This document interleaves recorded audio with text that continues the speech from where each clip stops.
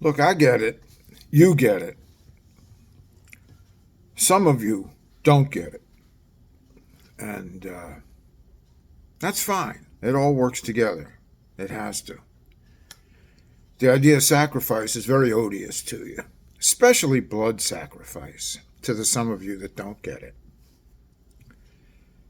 It's not only odious, it's like primitive and foolish and ridiculous in these days of sterile labs and large hadron colliders, super cool stuff that is investigating in the most sterile environments conceivable the nature of reality, when dealing with fundamental particles.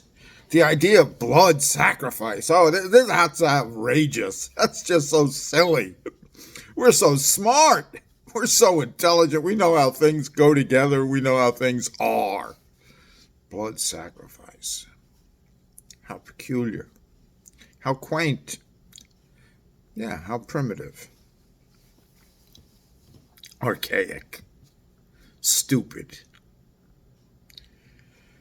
Yet God deals with us on the basis of those things that are real. Those things that are real, and even if we deny that the God who could quite possibly be responsible for quarks and leptons and all of these things could in some way have any interest in a blood sacrifice is offensive to the logic of man, offensive to the natural mind. See, most of the atheists, and if some of you are that I'm speaking to, and those beloved that I have dealt with over years, really I consider friends. The some of you that will come up head to head against. I've always had this suspicion that it wasn't exactly the notion of a prime mover or a thing that moves in prime exists. For even some of you have called it energy. You've said, well, God is energy. And as long as it's nameless, faceless, emotionless, personless, it's almost acceptable. That could be God. But this God that has personality, this God that has a mind, this God that is conscious, this God that works with will and intent and purpose, that's a quaint idea, too quaint an idea, too ignorant an idea, notion, formation of how reality is to be acceptable to you. But you would accept if there could be some kind of God that could reconcile all of what seems impersonal in the universe, all that seems impersonal in creation, all that seems impersonal in what you perceive or I perceive of reality. And basically, what it has often come down to is you simply cannot accept my concept of God and others with whom I call in the brotherhood, or those whom I call within the brotherhood, or their God, their notion of God. It's too primitive. It doesn't reconcile for you the things that would have to be reconciled, and often met with arguments from you that why can't I see how silly, or my brothers see how silly is this notion of a God with personality, intelligence, consciousness, will, purpose, that even loves. I mean, that's to some the most outrageous claim of all. Some form of love that exists in this thing that has gotten everything started, so to speak, the prime mover, because the cleverest, the wisest, to themselves of most that I have met, just see a chaos in the universe. If not a chaos, then at least a randomness that excludes any intent to love as they know it. And I understand that, as you know it, as I know it, even as I know it. We're so much alike because I am limited by my understanding of what love means. You are limited by yours. But the notion of sacrifice is particularly odious. It's and blood sacrifice at that. said, this substance that, what can it avail, a blood sacrifice. It's so, I said, quaint. It's so desert dweller-like, Some primitive desert dweller comes up with this idea, blood sacrifice. And yet we find, even in our relationship, if we have any, and I trust somehow this might reach some of you beloved who have identified yourselves as atheists, that the notion of sacrifice is really not very foreign to us at all. You have relationships. I know you do. You have wives. You have children. And for the most part, those relationships are measured, are they not, by the extent to which, or through which, or by which, or in which either one or the other, or both will go to stay in relationship with one another.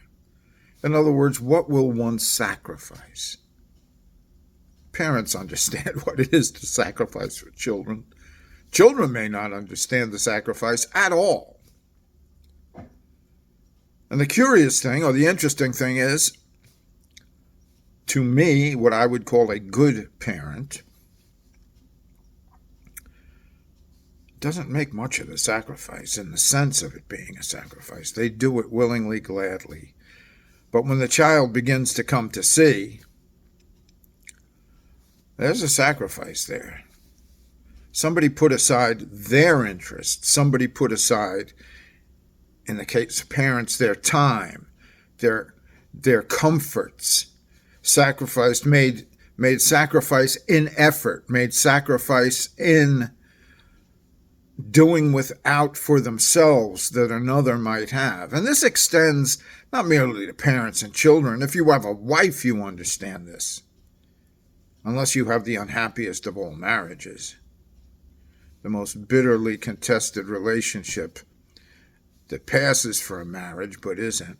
You recognize the other one endures things for your sake to maintain that relationship, to have the relationship to even begin with. That at its very start in having the relationship, one sacrifices all other options. It is you I want to have the relationship with. So I forego all these others. Now, marriage is the ultimate expression of that. But even dating as girlfriend, boyfriend, whatever combination, permutation of those kind of things that can be had, it's not difficult to understand. I'm interested in you. To that end, and nobody makes anything of it because you're interested, right? You're interested. It's not like you say to the girl or the boy sitting across from you, okay, I have some interest in you, therefore I'll forego Billy, Bobby, James, Janet, Carlos, Andrea, Audrey, Belinda. See, I'm going through the alphabet, A's, B's. But you know what I'm saying? You don't even say that. That wouldn't even help the relationship. To say, okay, I'll do without all of them to get to know you a little bit. No, you have an interest. Now that is so offensive to the natural mind that God would have an interest, because to the natural mind it's impersonal power. To the natural mind it's impersonal force. So even the atheist, it's impersonal force. It's strong forces, weak forces. All of these things that scientifically defined and make us sound in the know, there's strong forces, there's weak forces, there's this, that, there's electromotive force and all of this and whatever. But to discover that the reason sacrifice is not only not unimportant, but of some measure for our understanding, we come to understand if we do. Yeah, it's involved in everything. You want to listen to the physicist that's made a great sacrifice in time, investing himself into the study of physics. You don't want to listen to the physicist that just started yesterday by picking up a book on physics. You want the one who has invested, has sacrificed much to come to the place where he is. You don't want the one who's read an article on Google, or through Google, or on the internet, I should say, not on Google, but through Google has found an article that he just started. Okay, maybe he's invested a little bit. But you want the one that's invested, made that sacrifice to inform you. And so that notion of sacrifice now is not so odd to us, though blood sacrifice may still have some odiousness to it, opprobrium, whatever. Me using fancy words to say, that's too weird. Blood sacrifice is too weird. Well, when you understand the blood is all you can give as a man, that your lifeblood, this thing that is flowing in your arteries and veins and feeding and carrying away toxic wastes, or wastes that would be toxic to your body if they build beyond a certain point, when you come to understand that this is the very most you can of yourself as a man in, say, corporeal form give to a man, for a man. And please don't be so fey as to say you don't understand what it means for a man to pour out his lifeblood for another, to give his very life for another. Well, you don't think that's the greatest thing that might be done. The guy that jumps on the grenade for you. And I trust you've had friends that have done that. Metaphorically, perhaps even in reality, as a soldier, taking a bullet for you. But certainly you've known those, I would hope. And how sorry a life you have led if you don't know another who's taken the hit for you. Because they care for you. And they want to maintain, either have a relationship with you or maintain a relationship with you. So the notion of sacrifice is real to men. Don't pretend it's not. The value of sacrifice is real to men, and don't pretend it's not. Now, I understand the notion that the God that you think is that at best would be impersonal, faceless, power, energy, force, would either purpose, intend, endure such a thing as making a show through a man of his willingness to not only have but maintain a relationship with man, would do it by blood. I understand how offensive that is. It's not hard. A force dealing in blood. That's just the invention, the imagination of men. But is it just the imagination of men to understand what sacrifice means to a man? Did man come up with that? Did he just say, I think I'll settle here, that I will place a value upon a relationship based solely upon how either in that relationship are willing to give up and endure pain, suffering, whatever, for the other? Do you think man would choose that? You think man came up with that? What is more convenient to man is if I can have a relationship without any of that. If I can have a relationship without any endurance required, if I can have a relationship without any sacrifice required, if I can have a relationship without any investment required, that's far more convenient. Now, oddly, strangely, perhaps not so to the believer, that is exactly and precisely where we observe most things, if not everything, of the world going. Wanting the pleasure of certain things without any of the investment, without any of the cost. And so things are becoming valueless. Things are, even though some will contest, no, I have great esteem for such and such. That esteem is very little. No, you don't esteem it at all because you have no investment in it. You think you do. You think that when you skin your knee or you break a toenail or a fingernail, that that's the greatest suffering anyone could ever endure. And so as that is to you the measure of suffering, skinning a knee, chipping a tooth, not having a new car every year, that is the suffering that requires crying out to heaven. Of course, then you think, oh, but I've greatly invested in my life. I'm greatly invested in this thing with whoever.